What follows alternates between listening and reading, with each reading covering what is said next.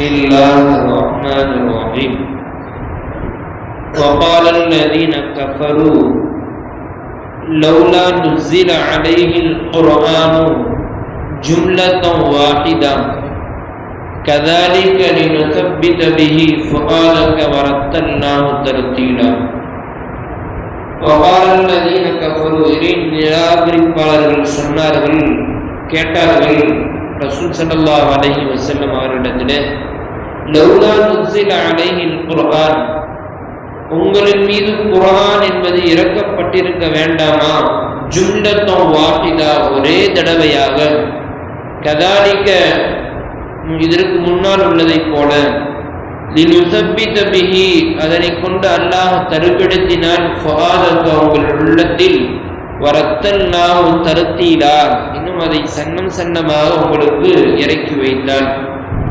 ஸதகல்லாஹுல் அஸீம். சூரத்துல் ஃபுர்கான் அத்தியாயத்தின் 32வது வசனத்திற்கான விரிவுரை. அல்லாஹ் தஆலா கடந்த வசனங்களில் நபி ஸல்லல்லாஹு அலைஹி வஸல்லம் அவர்களுக்கு அந்த குறைஷி காபிர்கள்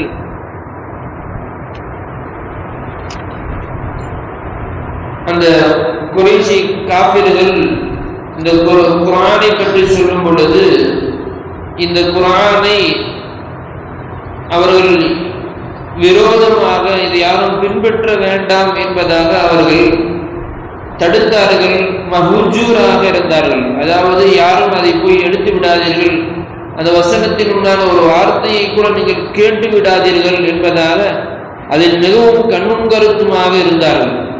நாம் சொன்னோம், பலவிதமான வெளியூரிலிருந்து வரக்கூடிய பிரயாணிகள், அதே போன்று முசாஃபிர்களை கூட அவர்கள் என்ன செய்தார்கள், உங்கள் காதுகளில் நீங்கள் பஞ்சை வைத்துக் கொள்ளுங்கள், இன்னும் அந்த குர்ஆனுடைய வார்த்தையை கேட்காமல் நீங்கள் சென்று விடுங்கள் என்பதாக அவர்கள் மிகவும் அச்சப்பட்டார்கள். குர்ஆனை அதை பின்பற்ற விடாமல் தடுத்து கொண்டிருந்தார்கள்.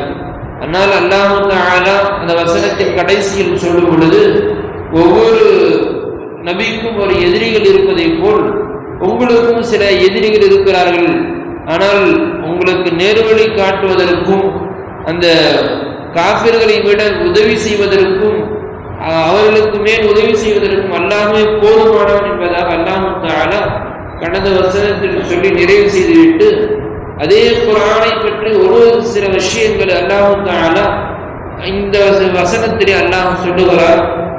அல்லாஹ் தஆலா இந்த வசனத்தில் சொல்லும் பொழுது, காஃபிர்கள் அந்த குர்ஆனை ஏற்றுக்கொள்ளாமல் அவர்கள் விதண்டாவாதம் பிடிப்பதோடு மட்டுமல்ல நிறுத்தி விடாமல் வேறு விதமான கேள்விகளையும் ஸல்லல்லாஹு அலைஹி வஸல்லம் அவர்களிடத்திலே கேட்டார்கள். அவர்கள் கேட்ட விஷயத்தை அல்லாஹ் இங்கே அப்படியே பதிவு செய்கிறான்.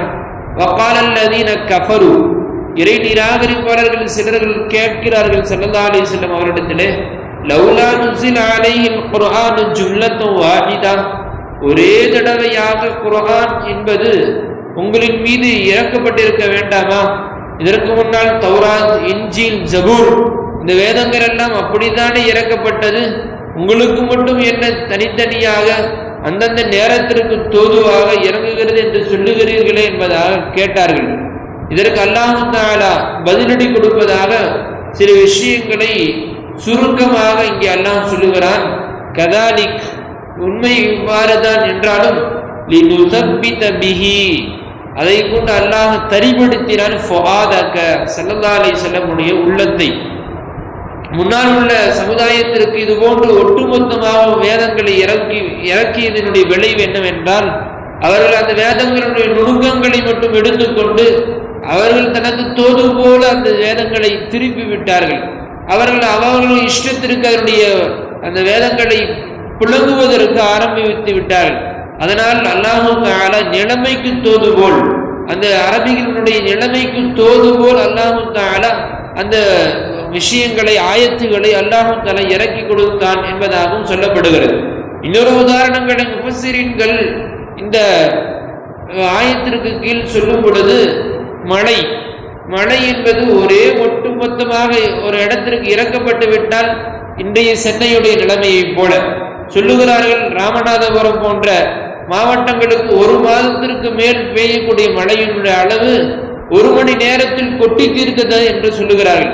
ஆக ஒரே மணி நேரத்தில் ஒரு மாதத்திற்கு உண்டான மழை கொட்டி தீர்த்தால் என்ன நிலைமை ஏற்பட்டது என்று நாம் பார்த்தோம் அல்லவா?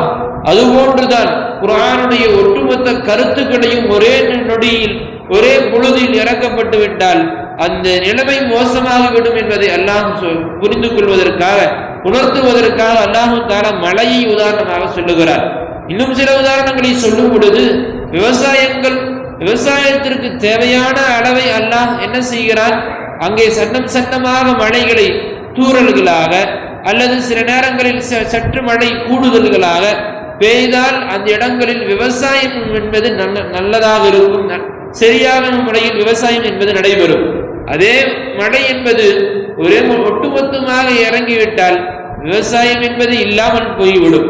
இது போன்ற நிலைமைக்கு தோதுவாக அல்லாஹ் எப்படி மழைகளை இறக்குகிறானோ, அதை கொண்டு பூமியை ஸ்திரப்படுத்துகிறானோ, விவசாயங்களை விளையச் செய்கிறானோ, அதுபோன்றுதான் அல்லாஹு தஆலா உள்ளங்களை ஸ்திரப்படுத்துவதற்காக, பக்குவப்படுத்துவதற்காக அல்லாஹு தஆலா இது போன்ற ஆயத்துகளை சன்னமாக அந்த நிலைமைக்கு தோதுவாக அல்லாஹ் இறக்கி அருளியிருக்கிறார் என்பதாக முஃபஸ்ஸிரீன்கள் விளக்கு உரை தருகிறார்கள்.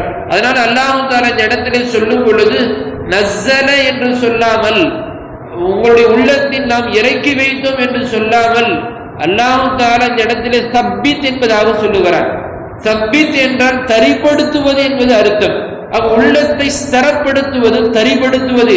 ஒரு கரடுமுரடான பாதையை ஒரு பூண்டுகள் நிறைந்த அல்லது கல் மண் நிறைந்த ஒரு பாதையை அந்த கல் மண்ணிலிருந்து அகற்றுவது, ஸ்திரப்படுத்துவது, அந்த பாதையை நேர்படுத்துவது என்ற இது போன்ற பல உதாரணங்களுக்கு இந்த சப்பித் என்ற வார்த்தை புழங்கப்படுகிறது.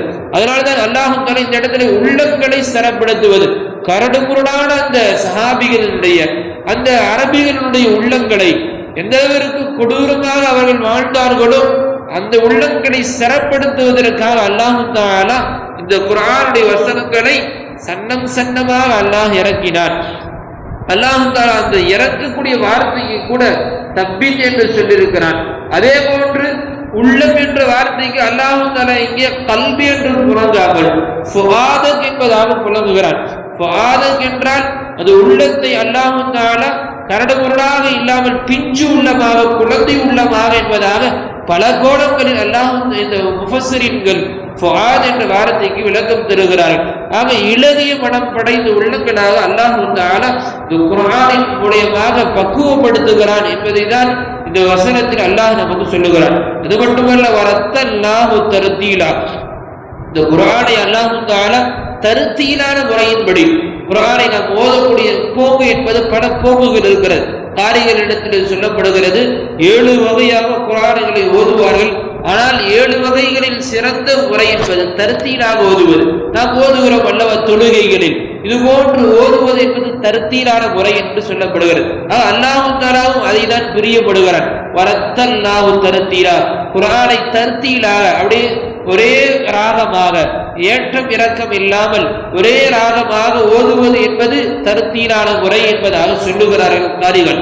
இது போன்று ஓதுவதை அல்லாஹ் பிரியப்படுகிறார். அதனால்தான் ஸல்லல்லாஹு அலைஹி வஸல்லம் சில சஹாபாக்களை நீங்கள் ஓதுங்கள் என்பதாக சொல்லியிருக்கிறார்கள். குறிப்பாக அப்துல்லா பின் மஸ்ஊத் போன்ற சஹாபாக்கள் எல்லாம் ஸல்லல்லாஹு அலைஹி வஸல்லம் கூப்பிட்டு அமர வைத்து நீங்கள் ஓதுங்கள் என்று சொல்லும் பொழுது அந்த சஹாபாக்கள் சொல்லுவார்கள், யா ரசூலல்லாஹ், குர்ஆன் உங்களுக்கு இறக்கப்பட்டது, அந்த வேதத்தை நீங்கள் ஓதாமல் எங்களை ஓத சொல்லுகிறீர்களே என்று சொல்லும் பொழுது அல்லாஹ் தஆலா நீங்கள் ஓதுவதை என்னை கேட்க சொன்னார், நீங்கள் ஓதுவதை அல்லாஹ் பிரியப்படுகிறார், அதனால் நீங்கள் ஓதுங்கள் என்பதாக சொல்லி அந்த ஓதுதலை ஸல்லல்லாஹு அலைஹி வஸல்லம் கேட்பார்கள் என்பதாக நாம் பார்க்கிறோம் ஹதீஸ்களில்.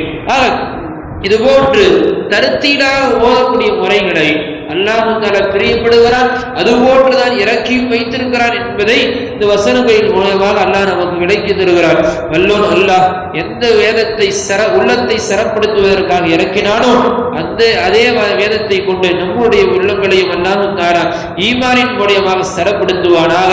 மறுமை வரை இந்த குர்ஆனை ஓதக்கூடியவர்களாக, அதைப்படி வாழக்கூடியவர்களாக நம் அனைவரையும் அல்லாஹ் ஆக்கிரல் புரிவானாக.